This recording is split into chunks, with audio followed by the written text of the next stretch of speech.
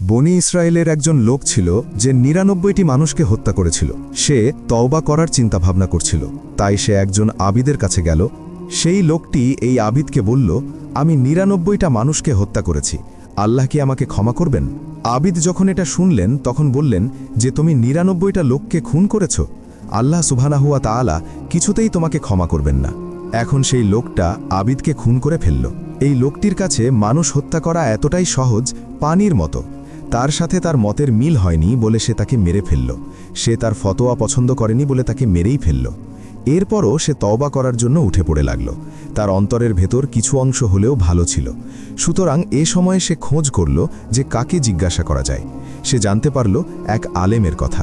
সে সেই আলেমের কাছে গেল এবং বলল, আমি ১০০টা মানুষকে হত্যা করেছি, আল্লাহ কি আমাকে ক্ষমা করবেন? কিন্তু এই আলেম তাকে বললেন, হ্যাঁ, তোমার আশা আছে, তুমি যদি তওবা করো তাহলে আল্লাহ তা গ্রহণ করবেন, যদিও বা তুমি ১০০টি লোককে হত্যা করেছ। যদি আল্লাহ তোমার জন্য তওবার দরজা খুলে রাখেন তবে কে তোমাকে তা থেকে প্রতিরোধ করবে? যদিও বা এই লোকটি ১০০টা মানুষকে হত্যা করেছে, আল্লাহ তার তওবা করাতে খুশি হবেন। কিন্তু আলেমের ফতোয়া এখানেই শেষ হয় না।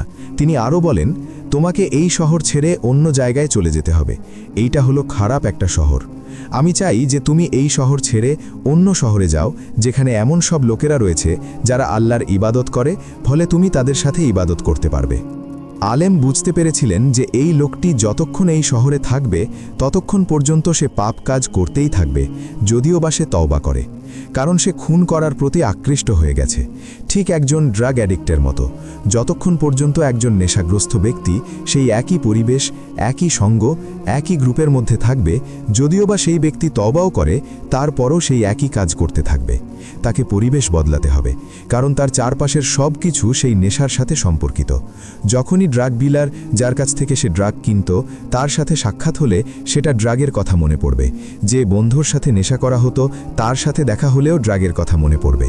একই ঘটনা ঘটে যারা মদ খায়। তারা পাপ দেখলে, মদের বোতল দেখলেই মদ খাওয়ার কথা মনে পড়ে। তাই এসব থেকে দূরে থাকতে হলে এসবের পরিবেশ থেকে দূরে থাকতে হবে। সে কারণেই আলেম সেই খুনিকে বললেন তার শহর ছেড়ে অন্য শহরে ভালো লোকেদের সাথে আল্লাহ সুবহানাহু ওয়া তাআলার ইবাদত করতে। ভালো লোকেদের সংস্পর্শে থাকলে সেটা আপনাকে ভালো কাজ করতে অনুপ্রাণিত যোগাবে। বিপরীতভাবে খারাপ সঙ্গে থাকলে সেটা আপনার পতন ঘটাবে। মুহাম্মদ সাল্লাল্লাহু আলাইহি ওয়াসাল্লাম বলেন, যদি তুমি একজন কামারের পাশে বসে থাকো তবে তোমার গা দিয়ে কামারের মতো গন্ধ বের হবে। আর যদি তুমি সেই লোকের পাশে বসো যে কস্তুর বিক্রি করে, তাহলে তুমি তার সুবাস কিছুটা শোষণ করে নেবে। অর্থাৎ যদিও বা আমরা একটি কাজের সাথে জড়িত নাও থাকি, কিন্তু ওই পরিবেশে থাকার কারণে আমরা সেই গন্ধটা নিজের মধ্যে নিয়ে নেব, সেটা আমাদের অনিচ্ছা সত্ত্বেও। তাই আমাদের উচিত সর্বদা ভালো মানুষের সংস্পর্শে থাকা। পরিবেশের একটা বিরাট প্রভাব এসব ক্ষেত্রে আছে। তাই সেই আলেম তাকে তার শহর থেকে অন্য শহরে যেতে বলেছিলেন। তার কথা মতো সেই লোক অন্য শহরের দিকে রওনা দিল। কিন্তু আল্লাহর ইচ্ছে মাফিক সেই লোকটি সেই শহরে পৌঁছানোর আগেই মারা গেল। যখন সে মারা গেল তখন মৃত্যুর ফেরেশতারা তার রূহ কবজ করতে আসলেন। আর যখন একজন ভালো লোক মারা যায় তখন রহমতের ফেরেশতা তার রূহ কবজ করতে আসেন। আর যখন একজন খারাপ লোক মারা যায় তখন শাস্তির ফেরেশতা তার রূহ কবজ করেন। কিন্তু যেহেতু এই ক্ষেত্রে পরিস্থিতি পরিষ্কার ছিল না, তাই দুই ধরনের ফেরেশতাদের দলই আসলেন তার রূহ কবজ করার জন্য, এবং সেখানে একটা বিতর্ক জন্ম নিল। শাস্তির ফেরেশতা বললেন, এই লোক আমাদের, কারণ সে এখনও তওবা করেনি বা কবুল হয়নি। তার সদ ইচ্ছা ছিল, কিন্তু সে সেখানে পৌঁছতে পারেনি। রহমতের ফেরেশতা বললেন, না, সে তওবা করেছে এবং সে সেই শহরে যাবার জন্য রওনা দিয়ে দিয়েছে। তো দুই দলের ফেরেশতারাই বিতর্ক করছিল যে কারা সেই ব্যক্তির রূহ নেবে। তাই আল্লাহ সুবহানাহু ওয়া তাআলা এই বিতর্ক দূর করার জন্য তাদের কাছে আরেকজন ফেরেশতা পাঠালেন।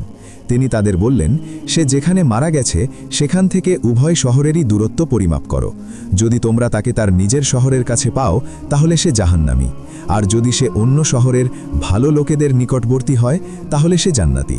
মুহাম্মদ সাল্লাল্লাহু আলাইহি ওয়াসাল্লাম বলেন, প্রকৃতপক্ষে সে নিজের শহরের নিকটবর্তী ছিল, তাহলে তার স্থান কোথায় হবে? জাহান্নাম। কিন্তু মুহাম্মদ সাল্লাল্লাহু আলাইহি ওয়াসাল্লাম বলেন, আল্লাহ সুবহানাহু ওয়া তাআলা জমিনকে নির্দেশ দেন তার এবং তার নিজের শহরের মধ্যকার দূরত্বকে বিস্তৃত করান এবং তার এবং অন্য শহর অর্থাৎ ভালো লোকেদের মধ্যকার দূরত্বকে সংকুচিত করান। অর্থাৎ তার দেহ মনে হবে ভালো শহরের কাছে, কিন্তু সে মারা গেছে নিজের শহরের কাছে। যখন ফেরেশতারা মাপতে আসলেন, তখন তারা সেই ব্যক্তিকে অন্য শহরের অর্থাৎ ভালো লোকেদের নিকটবর্তী রূপে পেলেন এবং আল্লাহ সুবহানাহু ওয়া তাআলা তাকে ক্ষমা করলেন এবং তাকে জান্নাতবাসী করলেন। সুবহানাল্লাহ। আল্লাহ যদি চাইতেন তাহলে তিনি ওই ব্যক্তিকে ভালো শহরের নিকটে মৃত্যু দিতে পারতেন, কিন্তু তিনি তা করেননি। তিনি কেন তাকে তার নিজের শহরের দিকে বেশি নিকটবর্তী করে মৃত্যু দিলেন? কারণ তিনি আমাদের দেখাতে চেয়েছেন যে তিনি কতটা আগ্রহের সাথে ওই ব্যক্তিকে ক্ষমা করতে চান। আমাদের শুধু আল্লাহ সুবহানাহু ওয়া তাআলার কাছে ক্ষমা চাইতে হবে, তওবা করতে হবে, কিন্তু সেই তওবা হতে হবে মন থেকে, পুনরায় সেই পাপ না করার দৃঢ়তা নিয়ে। আল্লাহ আমাদের সঠিক পথে রাখুন। আমিন।